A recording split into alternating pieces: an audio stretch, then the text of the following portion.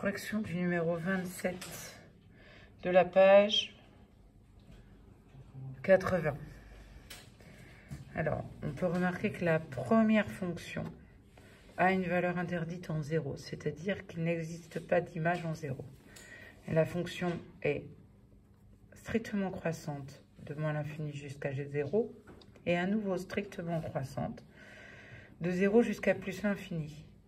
Mais en fait, c'est une courbe qui a deux branches qu'on appelle hyperboliques.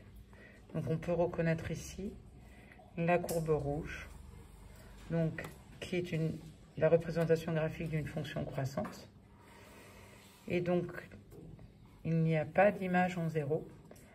Quand on approche de 0 en valeur négative, la fonction tend vers plus l'infini, la courbe monte.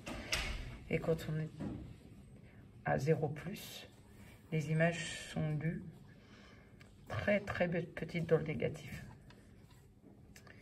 Après, on cherche une fonction qui est associée au tableau de variation suivant. Il s'agit d'une fonction croissante de moins l'infini jusqu'à plus l'infini.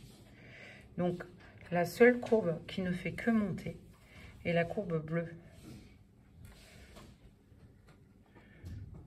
Dans la troisième question, on a une fonction qui est d'abord croissante, qui atteint un maximum entre la valeur 2, qui vaut 3. F de 2 égale 3. Et ensuite, elle est décroissante. Donc, on cherche la courbe qui admet un maximum en 2 qui vaut 3 et qui est croissante, puis décroissante. Il s'agit de la courbe orange. Et enfin, on a une fonction qui est croissante sur moins l'infini de 2, puis décroissante sur 2, 4, puis croissante sur 4 plus l'infini. Elle atteint un maximum local en 2 qui vaut 3 et un minimum local en 4 qui vaut 2. Donc on reconnaît ces deux points sur le graphique.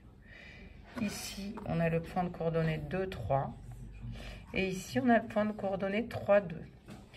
Et la courbe verte donc monte, la fonction est croissante. La courbe verte redescend, la fonction est décroissante jusqu'à 4. Et ensuite, la fonction est croissante.